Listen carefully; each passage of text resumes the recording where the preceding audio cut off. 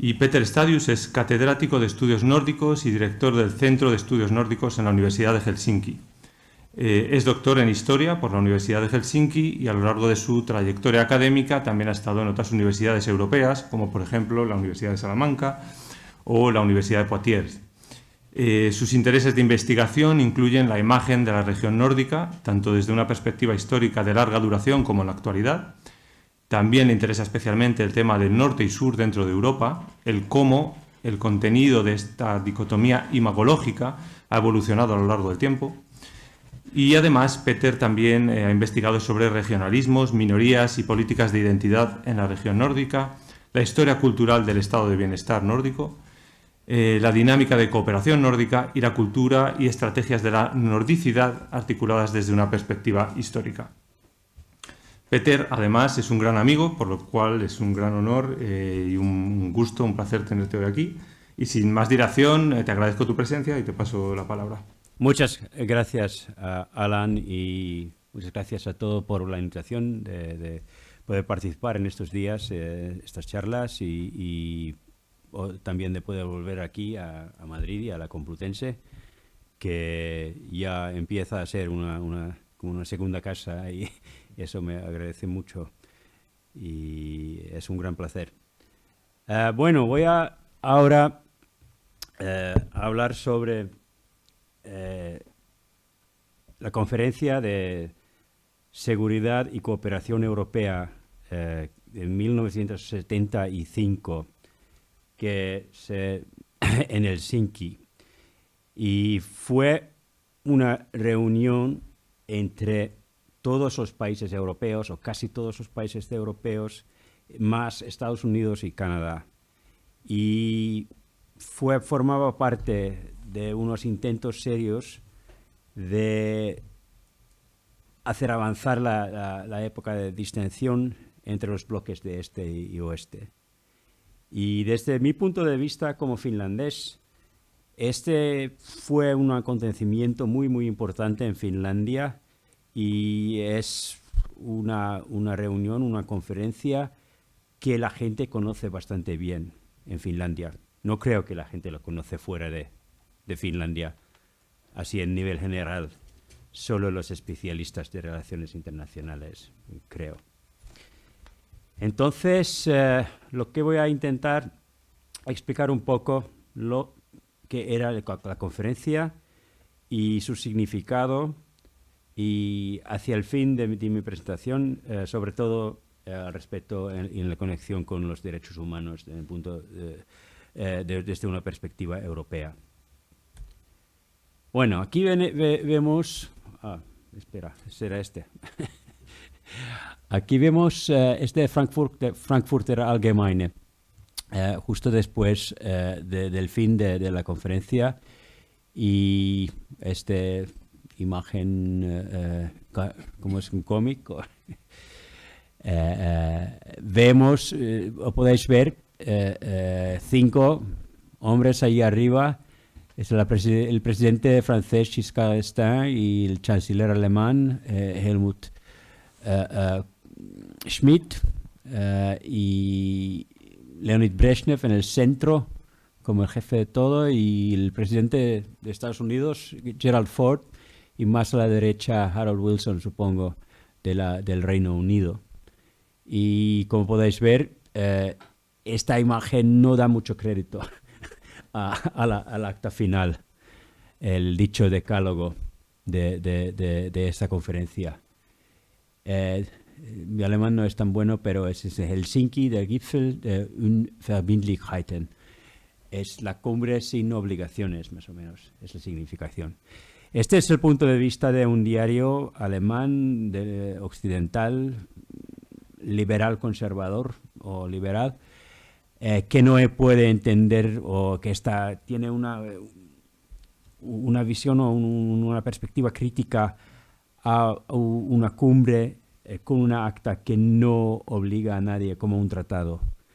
Y es por eso que yo también he escrito aquí el modelo nórdico, que ¿Qué quiero decir con el modelo nórdico? Con el modelo nórdico no estoy hablando del estado de bienestar, que normalmente es lo que se asocia con ese término, sino el modelo nórdico de cooperación. Como tal vez sabéis, entre los 5 países nórdicos y las 3 autonomías hay una cultura de cooperación que empieza después, bueno, empieza antes, pero formalmente en 52, después de la Segunda Guerra Mundial, con el Consejo Nórdico, y es un proceso paralelo con el proceso de integración de Europa y Europa occidental primero y lo que tenemos ahora. Y estas instituciones existen todavía y es un tipo de cooperación que no obliga a nadie, nada, pero tiene su valor. Y el valor en la cooperación nórdica es que es el mantenimiento sistemático y regular cada año de contactos personales entre varios diputados de los parlamentos de estos países. Son encuentros, son amistades personales y se considera, bueno, otras cosas también, pero se considera que tiene un valor en sí. Y la cumbre en Helsinki 75 es la primera vez que de verdad 35 líderes se veían. Era la primera vez que Helmut Schmidt y Erich Honecker fue un encuentro personal. Podían hablar así, cara a cara en alemán, entre ellos. Bueno, antes había visitas de Willy Brandt, pero entonces, aunque desde el punto de vista de esta imagen sí tuvo importancia. Tal vez no tanto inmediatamente, pero cierta importancia a más largo plazo. Bueno, un poquito de información básica. 35 países. De los países europeos solo faltaban Andorra y Albania. Albania explícitamente porque estaban en contra de la Unión Soviética, y Andorra no he encontrado ninguna razón porque no hubiera sido presente. Pero lo que es más importante notar es que esa cumbre de cooperación, de seguridad y cooperación de Europa también incluyó a Canadá y Estados Unidos. Eso fue una demanda por parte de los países occidentales, y eso, por supuesto, cambió también el dinamismo de la cumbre, y sobre todo, bueno, en el contexto de la Guerra Fría, también contribuyó para que tenga un peso importante. Y de cierto modo también contribuyó a que los países, no solo los de OTAN, pero también los que fueran neutrales, que se juntasen, que se podrían más cooperar que tal vez antes, que había mucho, finales de los años 60, comienzos de 70, la unidad entre el bloque del oeste no estaba de demasiado buen estado, y la Unión Soviética, por ejemplo, estaba negociando negociaciones bilaterales, y por eso esa cumbre, de cierto modo, fue un regreso hacia una unidad más estrecha. No hay que exagerarlo, pero eso es lo que por lo menos se ha dicho. Podemos hablar más de eso después. Pero Estados Unidos y Canadá fueron definidos como países europeos en este ámbito, que es interesante también si pensamos lo que está pasando ahora con el OTAN y la actitud de Estados Unidos. Entonces, era un cumbre sin tratados, el dicho acta final o la declaración o el acuerdo de Helsinki, tiene muchos nombres, ese decálogo, y eso tampoco tenía, como me ha dicho, ninguna obligación. Ese hubo el 75, más o menos después, 76, 77, la era de distensión ya hacia su fin y las tensiones estaban aumentando. Y luego en los comienzos de los años 80 aún más. Entonces, esto no fue el fin de la Guerra Fría y había voces en el occidente que veían que eso fue una victoria para la Unión Soviética, como una confirmación de los dos bloques. Y la iniciativa originalmente fue de la Unión Soviética. Ya en 69 querían convocar algún tipo de cumbre, un segundo cumbre como el Tratado de París en 47, para fijar las fronteras después de la Segunda Guerra Mundial, porque eso se había quedado en el aire, digamos. Y fue una estrategia, una iniciativa por parte de los soviéticos para poder, una vez por todo, confirmar su posición dominadora respecto a los países bálticos, por ejemplo, pero también el bloque de este en un sentido más amplio. Y por eso, en el oeste, sobre todo en Estados Unidos, y sobre todo los grupos de exiliados de los países bálticos, de Polonia, tenía una actitud muy crítica hacia esas iniciativas. Generalmente en el oeste no se veía que esto podía producirse. En 73 llegó a una situación que Finlandia se ofreció como anfitrión y llegaron había un encuentro, una reunión entre todos los ministros de Asuntos Exteriores en Helsinki, y luego hubo un proceso en Ginebra durante los 2 años siguientes hasta la cumbre de Helsinki en el 75. 72, 71, nadie pensaba que en serio que podría haber una cumbre de esa magnitud con esa base de participación. Pero de algún modo eso se realizó.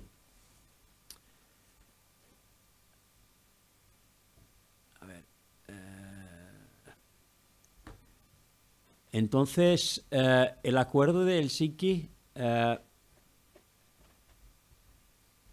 es el dicho decálogo, podemos ver aquí. Entonces, primero era la igualdad soberana, respeto a los derechos inherentes a la soberanía. Eso es uno de los puntos de los soviéticos, de fijar las fronteras. Y 2, abstención de recurrir a la amenaza o al uso de la fuerza, que de cierto modo con el desarrollo era letra muerta, de cierto modo. Se puede, una acta sin obligaciones, digamos. Inviolabilidad de las fronteras, que también es un poco en relación con el primer punto. Y integridad territorial de los estados también. Entonces, esto era la meta, digamos, estática de la Unión Soviética. Era su meta era uno de sus objetivos primarios. Y en ese grupo de cuestiones y de temas salieron de momento victoriosos, podemos decir. Y el quinto, arreglo de las controversias por medios pacíficos. Bueno, eso suena muy bonito. Y 6, principio de no intervención en los asuntos internos de los estados. Y eso está bastante importante, porque también afectaba a muchos países, por ejemplo a España, como voy a mostrar. Y fue utilizado de ambos bandos por varios motivos, y siempre se puede aludir a la acta de Helsinki. Y el séptimo, respeto a los derechos humanos y de las libertades fundamentales. Y esto es lo que presionaron los países del este y los neutrales del bloque de oeste, o que no pertenecían al lado oriental de la cortina de hierro, de añadir ese aspecto, de mirar la declaración de la ONU y para incluir esto. Y para la Unión Soviética, bueno, tenía que hacer algún tipo de concesión. Pensaban que, bueno, son letras muertas, son palabras bonitas y no consiste en ningún problema para nosotros. Y de cierto modo no consistía, pero esto fue una bomba encajada en este documento, este decálogo, como vamos a ver. Y bueno, el derecho a la igualdad, el derecho de la autodeterminación de los pueblos y cooperación entre los estados y cumplimiento de buena fe de las obligaciones del derecho de... Bueno, pero lo que tenemos aquí es básicamente una acta donde todos los países signatorios prometen de respetar las fronteras establecidas y también no interferir en asuntos internos de otros países, pero también el respeto a los derechos humanos y libertades fundamentales. Ese se consistía para todos los países y también, de cierto modo, ponía una condición para monitorear asuntos internos en cada país signatorio. Y eso tiene importancia.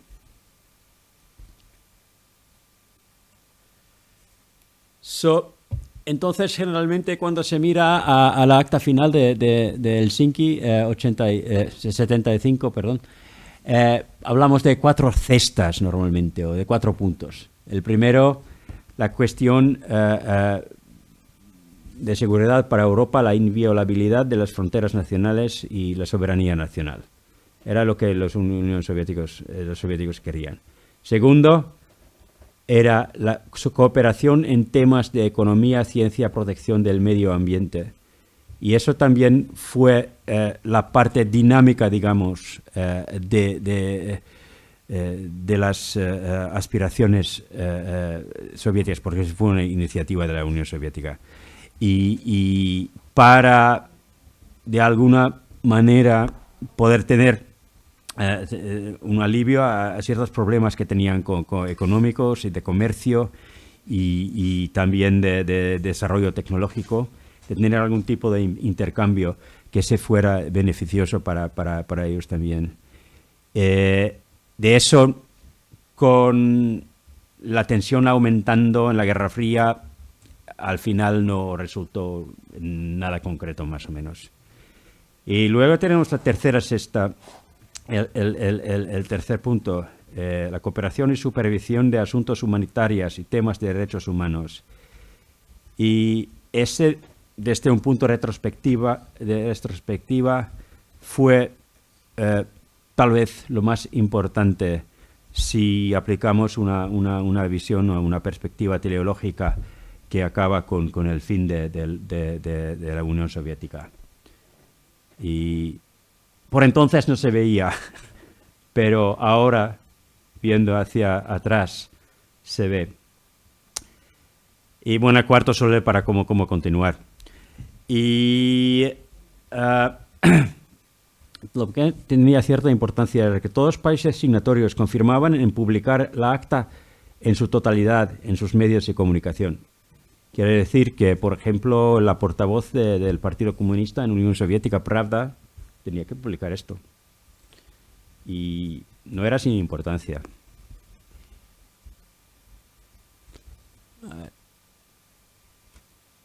Entonces, efectos a largo plazo. Jaakko Iloniemi, que fue el máximo responsable de la organización de la conferencia, que está todavía vivo, un grand old man en la diplomacia de Finlandia, y fue entrevistado hace un par de años, y comentó que la intención solo era de abrir una pequeña endija en la cortina de hierro. Nadie pensaba que se podía abrir de todo. Y eso tampoco pasó en 75. Pero la situación en aquel entonces era de alguna manera tener una cumbre solo para que los líderes se podrían tener todos juntarse en el mismo sitio, y también hubo muchos reuniones bilaterales y muchos líderes que no tal vez se habían visto antes en vivo, digamos. Por supuesto, Iloniemi con las gafas de finlandeses, siempre mirar eso es algo muy especial. Y como ya he dicho, que la iniciativa vino de los soviéticos y esa estratégica estática y luego la estética dinámica, la cosa que al final resultó que el dinamismo estaba en la tercera sexta, no en la segunda, como se imaginaba Brezhnev y los otros líderes del bloque del Este. Y también una de las ideas del liderazgo de Unión Soviética, por qué pensaban que había, bueno, la táctica, la estrategia es de lo más dividido, el otro bloque, lo mejor. Y eso es algo que también se puede aplicar al presente régimen de Putin. Y entonces había una idea que se pensaba posible de alguna manera poder aún aumentar la división interna política de los países del oeste, con las protestas contra la guerra de Vietnam, protestas contra el armamento y otro tipo mucho de las protestas y de la nueva generación, 68, etcétera, etcétera. Y entonces ese tipo de discurso de paz, desde el punto de vista de la Unión Soviética, fue la base de su estrategia, que desde el punto de vista de hoy un poco, digamos, contradictorio, teniendo en cuenta lo que pasó en Checoslovaquia en 68, pero de todas formas. Pero en 75 ya eso ya no pesaba tanto. Entonces tenemos a un lado lo de fijar las fronteras de 45 y al otro lado derechos individuales y humanos. Y creo que los deseos de libertad, libertades individuales y derechos humanos en el bloque del Este fue, de cierto modo, una fuerza que se iba aumentando, esa sed de libertad individual, que era muy difícil de ejercer de alguna manera práctica durante esa época, pero de algún modo llegó luego a 89, 90, pero ese se convirtió en un factor importante. ¿Y qué papel jugó Helsinki? Podemos debatir eso, pero cierto papel tuvo como un... Entonces voy a mirar ahora... ¿Cuándo hemos empezado? ¿A las media? Vale. Un poco para poner un poco de orden, pues, distintas perspectivas, pues Estados Unidos y la Unión Soviética, los grandes poderes, superpoderes de la Guerra Fría, para Finlandia. No sé si os interesa, pero os voy a contar de todas formas. y para las dos Alemanias y para el sur de Europa, algo, por lo menos. Y luego para Europa del Este, que está tal vez lo más importante. Bueno, como ya había dicho que había tensión, sobre todo en Estados Unidos, de que Kissinger, por ejemplo, el ministro de Estado, bueno, su ministro de Asuntos Exteriores, solo veía que solo se puede perder, que no se puede ganar. Y estaba muy, muy sospechoso. Y por el otro lado, quedarse fuera, sería un signo de dejar Europa así solo, que tampoco era bueno. Y durante los 2 años preparatorios en Ginebra, muchos de los intentos originales de la Unión Soviética se iban cambiando un poco pero con la primera cesta, básicamente Estados Unidos dejaron a soviéticos que podían más o menos tenerlo como ellos quisieron. Y Kissinger, aunque tenía su pasado de haber huido desde Bavaria y Alemania justo antes de la Segunda Guerra Mundial, no tenía mucha sentimentalidad sentimental, no era muy sentimental. Y se veía más como el nuevo Metternich o algo así, que es un hombre curioso en ese sentido. Y no sé si a él las cosas sobre derechos humanos y derechos individuales si le importaba, tal vez no, pero lo que pasó, el presidente Gerald Ford, que no había sido elegido, sino era vicepresidente cuando Nixon tenía que dejar la presidencia. Entonces estaba después de Helsinki preparando para la campaña electoral contra el democrático Jimmy Carter e incluso en los primarios contra Ronald Reagan. Y esa cosa de la presión de los grupos lobby de exiliados bálticos y polacos dañó mucho a la campaña de Ford. Y hubo un momento catastrófico contra Carter en un debate televisiado cuando él decía que la Unión Soviética no tiene, ¿cómo era? No recuerdo exactamente, pero más o menos el contenido era que la Unión Soviética no controla a la vida política de Polonia. Y bueno, y nunca fue elegido presidente de Estados Unidos, aunque ejerza este oficio durante 3 años. Entonces, eso también, aunque hubo reuniones entre Brezhnev y su ministro de Asuntos Exteriores, Gromyko, y Ford y Kissinger, pero después de Helsinki, los años de distensión iban hacia su fin. Las dos Alemanias, si se puede creer, lo que... vale. Ay, ups, perdón. Dime. Aquí tenemos desde la izquierda a la derecha Kissinger, Brezhnev, líder soviético, y Gerald Ford, y más a la derecha Andrei Gromyko, sí.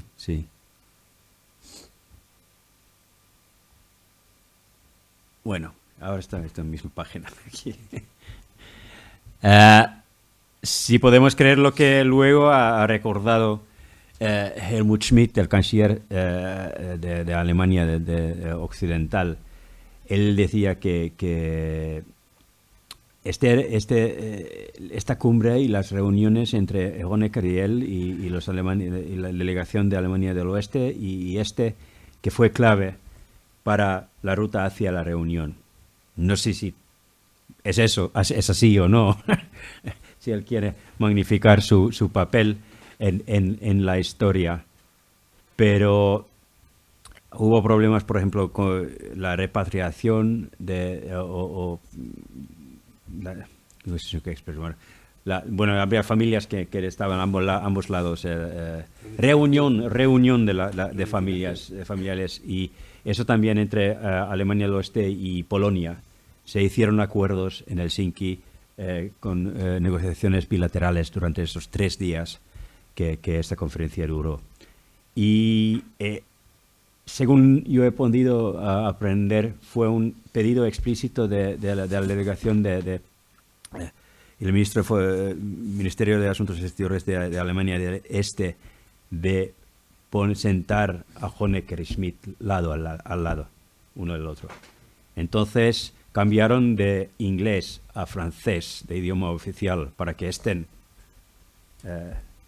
República Federativa de Alemania, no lo veo aquí, pero democrático alemán del Este. Bon. Entonces, ahí estuvieron los 2 hombres. Hay como telediarios que se ve que están hablando entre ellos. No se sabe qué dicen, no, tenía un idioma común, por lo menos. Pero en ese sentido tenía ese aire de algo grande está pasando esta cumbre en Helsinki. Aunque los resultados tal vez se llegaron mucho más tarde y por supuesto no solo por lo de Helsinki. Luego voy a decir algunas palabras sobre el punto de vista finlandés, el país de donde vengo yo. Yo, ya como niño, en la escuela, siempre, había en clases de historia de la narrativa de la historia de Finlandia contemporánea durante la Guerra Fría. Ese fue un componente muy importante siempre. Como el éxito de la cumbre de Helsinki de 75. Porque Finlandia, como la puente entre el oeste y el este, y los lados, los dos bloques, como el doctor del mundo, como el gran negociador de paz y una autoimagen muy positiva, de aunque somos pequeños, pero lo hemos manejado muy bien, y como anfitriones, la organización impecable, y todo el mundo habla de nosotros, vamos, y esto, y sí que fue un gran acontecimiento comparable a los Juegos Olímpicos de verano en 52 en Helsinki. Y también la sede, the venue era Casa Finlandia, un gran centro de congreso y conciertos en el pleno centro de Helsinki. La última gran obra final, obra magistral final del gran arquitecto Alvar Aalto, que se inauguró otra vez, pero no sabéis cuándo iba a cambiar. Perdón, voy a entonces, la Casa Finlandia que había inaugurado en 1973, está allí todavía. Tiene la fachada de mármol de Carrara y dura 20 años, 25 años y tienen que cambiarlo. Cada 25 años un debate que el mármol de Carrara es que no sobrevive en las duras condiciones pero es alto, es que siempre hay dos lados opuestos sobre esto, y ahora tiene la tercera, justo acaban de hacer una restauración, ya tienen la tercera edición del mármol Carrara en la Casa Finlandia. Y bueno, vino un poco de sorpresa, nadie pensaba que esto fuese ningún tipo de prospecto realista poder tener una cumbre, pero al final se realizó.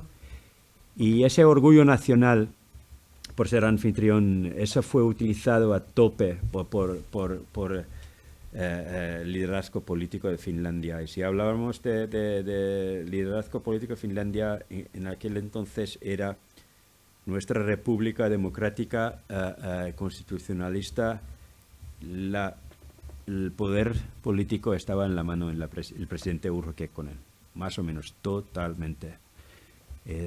75, año interesante desde ese punto de vista de España también. No era nuestro Franco, pero podemos comparar de alguna manera. Fue elegido presidente en 1956. Un político muy talentoso y con mucha... con todo que un buen político tiene que tener, y patriota seguramente. Según la constitución finlandesa, solo se podía servir 2 periodos, 7 años cada uno, entonces 14 años. Pero Kekkonen, por razones que tenía que ver con la política exterior, quiere decir, la relación con la Unión Soviética, se ganó un puesto en la política interior de que él era la garantía de las buenas relaciones con Moscú. Y para Moscú estaba bien. es mucho más fácil tener a una persona que parece más a un dictador y como el favorito. Entonces, tenemos la embajada de Unión Soviética, bueno, ahora Rusia, en el sur de Helsinki, en el Tehtaankaatu, y allí siempre había como un juego de que, aunque no fuésemos un país comunista de bloque del este, pero pidiendo cosas. Y poco a poco la prensa se iba acomodándose y él ganó un puesto muy fuerte en la política. Y llegando a las... llegando a las 75, estaba en su tercer periodo, entonces ya todos los partidos iban a pedirle que se presentase. Estaba, bueno, yo no sé, estoy tan cansado y hay mucho lío con otros partidos políticos que están muy... básicamente diciendo que si me dejas mandar en paz, lo voy a hacer. Entonces, básicamente, bueno, pues podéis entender que los que estaban abiertamente en oposición hacia su persona no tenían buenas carreras. Vamos. No era comunista, no era fascista, nadie sabe lo que era, pero era un buen político que le gustaba el poder, eso es seguro. Y esto era, como se dice en inglés, icing on the cake de su carrera, de que todos los líderes del mundo vienen aquí. Yo soy el anfitrión. Y si se mira los telediarios fineses, choca mucho desde este punto de vista de hoy. Y es interesante. Bueno, ¿y qué con hablaba de la coexistencia pacífica, que era el código para, de alguna manera, tener un equilibrio entre la Unión Soviética y el oeste? Porque Finlandia quería orientarse hacia el oeste, pero había ciertos problemas. Y de ese modo tampoco es fácil. ¿Qué con ese el hombre más a la derecha, el calvo? Que no, pues es que es casi como algún tipo de figura mítica todavía en Finlandia. Es como pop culture un poco. Es el político más importante del siglo XX con diferencia en Finlandia. Fue presidente 25 años. Al final, los últimos 2-3 años ya con graves problemas de memoria, básicamente un Alzheimer, que los medios de comunicación, la prensa lo sabía, pero no podían publicarlo. Y bueno, no es muy bonito. Complicado. Sí. De gestión. Sí. Al final, que esto todavía presidente estaba en una maleta para ir a la escuela y cosas así, que no sé, se ocultaba. Bueno. Países nórdicos, algunas palabras, no muchas, pero este cumbre alineaba con todos los países nórdicos sus aspiraciones de promover el derecho internacional, como hacían también en la ONU, y un apoyo fuerte para Finlandia.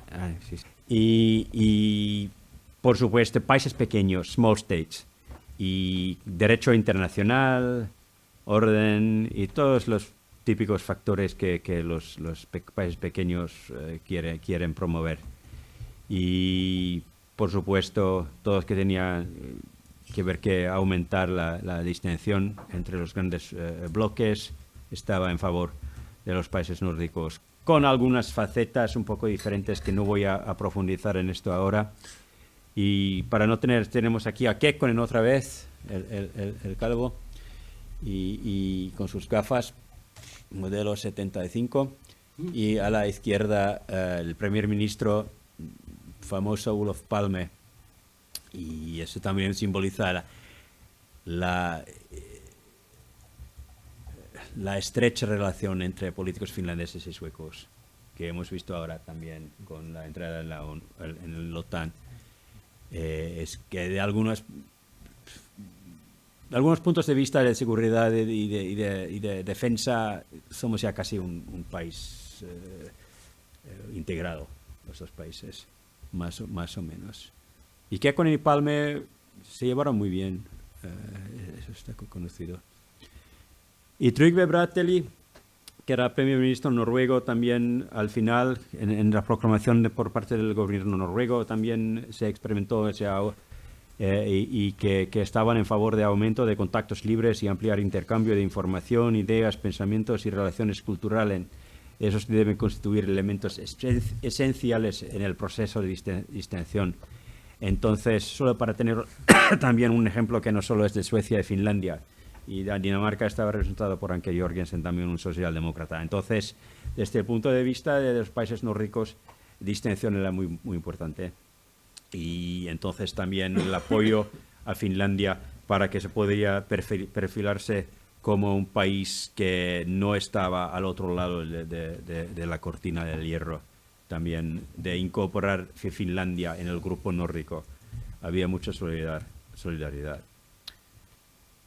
Y luego, algunas palabras sobre Europa del Sur. No he mirado mucho a esto, casi que...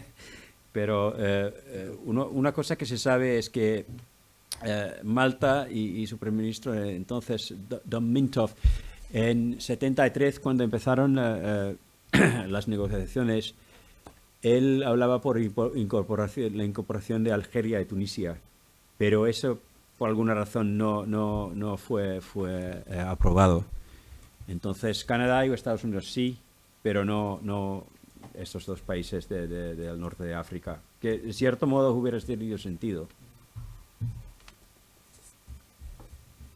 Y otro es que España estaba, bueno, en ese momento muy delicado, un par de meses antes de la muerte de Franco, estaba Carlos Arias Navarro, y el representante como primer ministro español, y de hecho con España y Finlandia está al lado de Kekkonen. No es Franco y Kekkonen, pero es Arias Navarro, casi. Y Dinamarca a la izquierda, Anke Jørgensen, y Giscard d'Estaing y Harold Wilson. Entonces,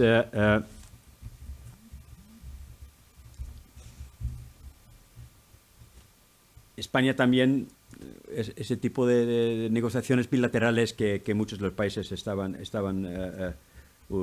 aprovechando para hacer durante esos días, y la situación de conflicto de Sahara y un nuevo concordato con la Santa Sede, y también que era bastante importante los acuerdos defensivos con los Estados Unidos, que también fue importante para Estados Unidos, con ya la situación en Portugal, que aprovechaba España para reforzar su seguridad militar, y de Estados Unidos también. Con Franco vivo todavía no se sabía cómo iba. Kissinger bastante preocupado con el posible avance del socialismo en Portugal, y desde ahí a España. Y bueno, también, y eso es un poco lo de la cierta importancia de esa cumbre y originalidad, es que el hecho de que se puede considerar a Arias Navarro el primer intervención de un jefe de gobierno español ante un foro internacional de renombre tras la instauración de la dictadura en 1939. Y eso tiene cierta importancia también, supongo. No sé si era bueno o malo, como estaba ahí al lado de los otros, pero es, desde mi punto de vista también, aunque lo sabía, pero uno recordando que España es tanto fuera de la ONU y todo eso, es bastante alucinante pensar. Y continuando con España, ahí tenemos a Olof Palme otra vez, cuando está coleccionando dinero para el apoyo de los sindicalistas en España y los que están luchando por la libertad de España. Y era también sí, es muy, en sueco tenemos una expresión, folklighet, estar como el pueblo, que los socialdemócratas no quieren estar como grandes jefes con una sociedad con igualdad social. Entonces él baja a la calle y, bueno, entonces, y luego sin guardaespaldas, como sabemos. Y como decía Annalyn también, sin guardaespaldas. Y bueno, entonces, aprovechando la situación en España y para que los socialdemócratas podrían monopolizar también la herencia de las brigadas internacionales de la guerra civil antes de los comunistas. Hemos escrito un artículo sobre esto con Alan. Pero no fue el regreso de España a la comunidad internacional, pero lo que pasó luego, un par de meses después, algunos terroristas de etarras fueron ¿cómo se llama? Fusilados, sí.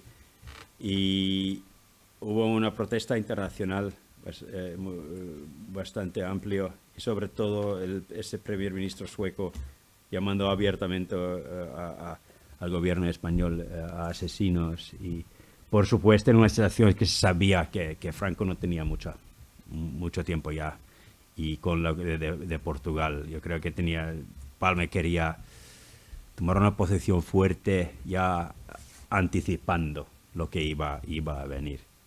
Pero bueno, ya estamos un poco a otro día. Entonces, para acabar, tal vez lo más importante de esta intervención y el significado de la cumbre de Helsinki de SCE 75 en Helsinki, sobre todo desde el punto de vista de derechos humanos. Esta tercera cesta dio mucha esperanza para grupos de oposición que estaban muy apretados y no estaban organizadas, y también no había una cooperación entre varias personas, grupos, ni siquiera dentro de la Unión Soviética, ni hablar de otros países del bloque del Este. Entonces, en 1976, en Moscú, se formaba este Helsinki Watch Group, grupo Helsinki de Moscú, en español, creo que se llama. Se conoce como Moscow Helsinki Group o Moscow Helsinki Watch Group. Entonces, y porque habían visto esta declaración, esta acta, y sabían que todo el mundo lo había visto en Pravda, y sabían que los líderes de la Unión Soviética lo habían firmado. Y entonces, según ese acta, se puede hacer demandas y también empezar acciones para que se cumpliesen estos aspectos de los derechos humanos. Y grupos similares se iban formando rápidamente. Y dentro de la Unión Soviética, en Ucrania, y Georgia, y Lituania, Armenia, y luego también en Estados Unidos, que eran en 77, 78, como un grupo de apoyo muy fuerte e importante. Entonces, y luego en 77, un poco con la misma idea, la famosa Carta 77 de Checoslovaquia, más o menos lo mismo. Y bueno, como sabemos, uno de los primeros signatorios de la Carta 77 para el gobierno de Checoslovaquia, protestando contra los abusos de derechos humanos, fue Václav Havel. Pero en Moscú y los otros grupos en la Unión Soviética se contaba hacia 77, 68, lo que yo he podido comprobar, 60, 70 personas, que no era un gran movimiento en ese sentido, pero eran activistas disidentes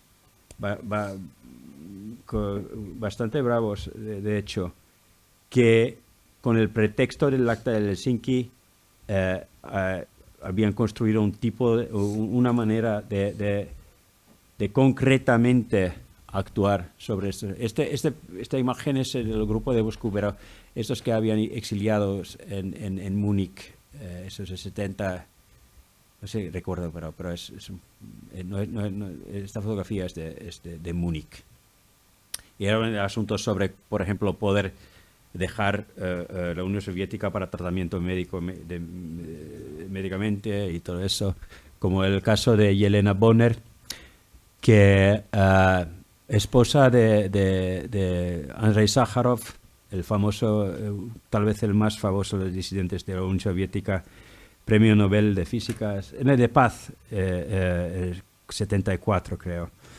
Y no encarcelado, pero ¿cómo se dice? Confinado en la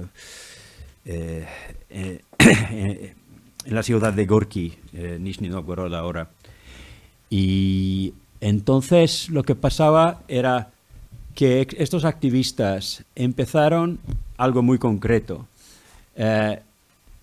Los dichos samizdat, que son textos clandestinos, literatura clandestina, distribuidos a mano y escritos por máquinas de escribir, y una tipo de acción clandestina para divulgar esta información sobre el Acta de Helsinki y sobre violaciones para hacer para que gente se pusieran en contactos y para que elaborasen varios tipos de demandas o de información de varios casos de abusos. Entonces iban coleccionando esos tipos de historias concretas, de personas concretas, de individuales, y con cooperación con la prensa internacional, normalmente periodistas que estaban en Moscú por parte de alguna de los medios del oeste, fueron intermediarios, y también se mandó directamente a Frankfurter Allgemeine en muchos otros medios en el oeste. Entonces había una publicidad. Entonces esto, que era un grupo muy pequeño, pero tuvo un impacto también, por ejemplo, en la actitud general en el oeste, pero también lo que los líderes de la Unión Soviética pensaban que, bueno, era un grupo minúsculo y no tenía recursos ni económicos, ni materiales, ni nada. Y es fácil hacer un gran película de Hollywood de todo esto. De cierto modo se podría hacer, pero si vimos que la pregunta es que ¿qué pasó? No había reacción entre los líderes de la Unión Soviética en los países, y sí había. Ya el 77, aquel entonces jefe de la KGB, un tal Yuri Andropov, que luego llegó a ser el máximo poder de la Unión Soviética, él claramente veía que hay que acabar con esto. Y eso no puede ser. Y en 82, cuando quedaba solo 3 personas de los originalmente 60, 70, ¿cuántos fueron?, que no estaban encarcelados o de alguna otra manera puestos al lado de la vida normal. Uno de ellos, Yelena Bonner, la esposa de Sájarov, se comunicó que ya el grupo Helsinki Watch, Moscow Helsinki Watch, ya no existía, que acabaron. Pero luego vino Gorbachev y 89 lo empezaron de nuevo. Lo que es curioso es que desde entonces han existido hasta 2022, cuando por el régimen de Putin la acabó otra vez. Un poco para acabar, la persecución política no era solo eso, es las restricciones de movimiento libre, la reunión de familiares, de poder salir para tener tratamiento médico, que era uno caso de Yelena Bonner, por ejemplo, y uno especial es de abuso de hospitales psiquiátricos, que mucha gente que no tenía problemas mentales, pero en lugar de mandarles a la cárcel, lo mandaron allí. Tal vez aún más cruel, de cierto modo. Y estos tipos de casos, para darles visibilidad, para contarles y para enfrentar el poder de ese sentido. Y como ya he dicho, 82 tenían que acabar, pero no era buena prensa para los líderes de la Unión Soviética. Eso se puede decir, por cierto. Y también podemos hablar de Polonia, que fueron inspirados la solidaridad aquí en Lech Wałęsa. También él mismo ha dicho que fue inspirado mucho por lo que es la cuestión de derechos individuales y derechos humanos después de los actos de Helsinki. Y un par de palabras, no voy a decir mucho de la SSE, continuó hasta 1990. Había una segunda cumbre en Belgrado, 77, sin avances más o menos. Luego en Madrid, 80, es como un proceso 80-83, ¿no? 80-83, la acta final de 3 años, y ahí se incluía condena internacional de terrorismo, bueno, propuesta de España, no hace falta explicarlo más, creo, y luego las libertades sindicales y asociación, que sobre todo refería a Polonia, en los procesos allí. Y la defensa de la libertad religiosa, que también había sido originalmente dentro de la Unión Soviética. Entonces, para acabar, el acta de Helsinki, el decálogo, la Unión Soviética tenía como una idea de refortalecer su posición en Europa. Y lo que ellos querían en el nivel estático lo lograron, pero el aspecto dinámico de tener cooperación en áreas de comercio y tecnología y económica no se realizó, y el hecho de añadir la cuestión de derechos humanos, de cierto modo, se puede decir que constituía una bomba de relojería para la URSS. O por lo menos es la interpretación que ahora es bastante dominante.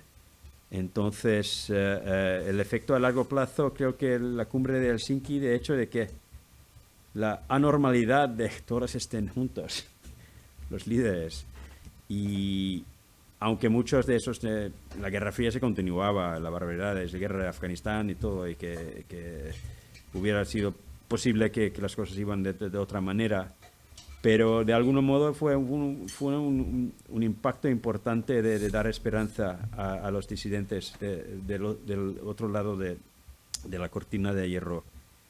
Y eso por eso también la palabra de Helsinki todavía está vivo, de cierto modo, en conexión con los derechos humanos. Bueno, creo que acabo aquí. Gracias por haber tenido paciencia de escuchar.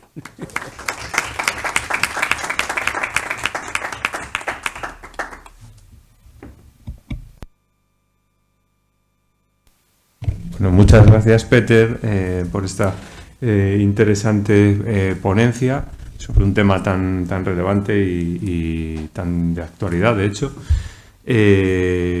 Tenemos, yo creo, unos 10 minutitos más o menos antes de hacer una pausa, por si alguien tiene alguna pregunta. Entonces, abro el turno de preguntas. Si alguien quiere escribir algo por el canal de YouTube, estamos aquí atentos. Y si vosotros tenéis alguna pregunta, pues os paso el micro.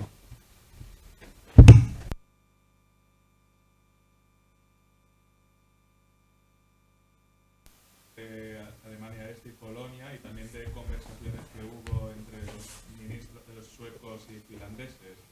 ¿Se puede decir que Helsinki, más allá de estos objetivos principales multilaterales, también supuso un foro para conversaciones bilaterales que llevaron más tarde a acuerdos sustanciales? ¿O esto fue como un acuerdo excepcional, lo de Polonia y Alemania, que no se repitió?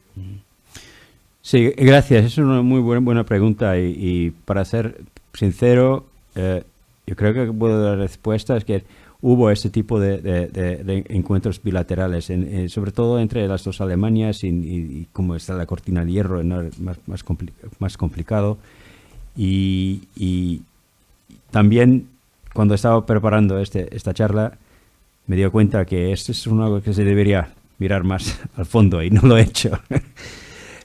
Lo que sé que Suecia y Finlandia fue solo uno de los reuniones de 1000 veces. Ahí no había como un problema que siempre, si se elige un nuevo presidente en Finlandia, siempre el primer visita de Estado es a Suecia, siempre. Y Rusia segundo, hasta ahora, no sé. Y tal vez es Estados Unidos o Estonia. Creo que era Finlandia, Estonia ahora con Stubb, nuestro nuevo presidente. Y entonces es muy buena pregunta y eso es un buen tema de investigación, de hecho. Y como ya también España, que también negociaba sus intereses. Entonces, como estaban todos ahí, o más o menos todos, fue también una oportunidad. Y en ese sentido, que tiene mérito fijarse más en este tipo de actividad que no sale tan destacada por las grandes metas o el nivel más alto político internacional. Sí. ¿Por qué crees que en el resto de Europa, exceptuando Finlandia, no se ha dado, sobre todo a nivel base, la importancia de esta cumbre que sí que se da en el ámbito internacionalista, por lo menos desde tu perspectiva? Yo, como soy de Finlandia, no sé la respuesta. No, pero seriamente, es difícil para mí. Yo estoy mirando a Carlos y a Alan, que desde este punto de vista de España, el Helsinki 75 es importante. No, el 75 es por la muerte de Franco. Entonces, nada recordado, son los muy cafeteros, muy internacionalistas. Sí. Sí. Lo que queda sepultado bajo acontecimientos internacionales más llamativos, con la transición, Yeah. el Sáhara, la interna, luego la Segunda Guerra Fría, de Afganistán y la crisis de los misiles en Europa. Así que tampoco hay un recuerdo ni siquiera de la cumbre de Madrid del año 80-83, que podría tener el mismo orgullo así localista, ¿no? De decir, sí. de la 80 todavía un poco sensitivo con el papel internacional de España, que está muy olvidado. interesante. Pero sí tiene mucho sentido desde el punto de vista de la transición española, lo de Helsinki, como el hecho de que los años 70, la década de los derechos civiles y de los derechos humanos, ¿no? Y esto favorece la transición española a la democracia y el conjunto de las transiciones en Europa del Sur. O sea, es decir, entra dentro de un continuo que va a favorecer precisamente el cambio político en la península y justamente, ya lo sabes, lo que tú lo comentabas, el acta final de Helsinki, España la firma, inmediatamente se producen las sentencias de muerte que se ejecutan en septiembre de 1975. El acta final, si no me equivoco, es de agosto. O sea, es decir, es inmediato. Sí, eso es justo después. Y es verdad, también cuando he estado mirando esto, que lo de los derechos humanos se vincula tanto con el avance y con el desarrollo político del bloque del Este. Pero de hecho había, digamos, problemas también en otros lados, como España, y entonces estos... Y The Human Watch, por ejemplo, cuando luego tienen sobre América Latina y Asia y todo, y entonces se amplía esto. Pero si se mira la cumbre del 75, más bien la historiografía general está más interesada en la Europa del Este, pero como acabas de decir, que por ejemplo España y otros casos de Estados Unidos, tal vez, no sé, está tan relevante también. También fue muy relevante esta cumbre para el desarrollo y el final de la Revolución Portuguesa, porque es una cumbre en la que los grandes líderes internacionales discuten la situación y sobre todo el apoyo de la Unión Soviética al Partido Comunista portugués. También es un elemento importante, fíjate, hablando de un poco desde el punto de vista de la integración europea, porque la construcción de un relato europeo en el salto que se va a producir como consecuencia de la crisis y la solución de más Europa, hace falta construir un nuevo relato europeo menciones, entonces construir un relato europeo a base de la democracia y derechos humanos es muy importante. Y recordar también que también está en el centro de lo que se llama la tercera generación de derechos humanos. Derechos civiles, tradicionales, derechos económicos sociales, de 1945, y derechos, y la tercera generación de derechos humanos, que son derechos de las minorías, derechos...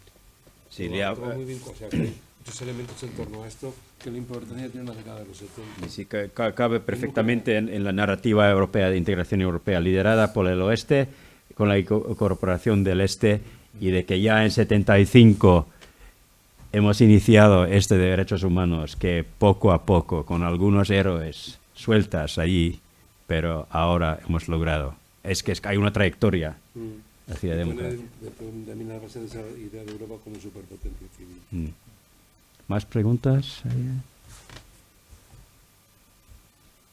Tomamos una pausa. Vale, pues muchísimas gracias, Peter. Tomamos ahora una pausa de 15-20 minutos y volvemos.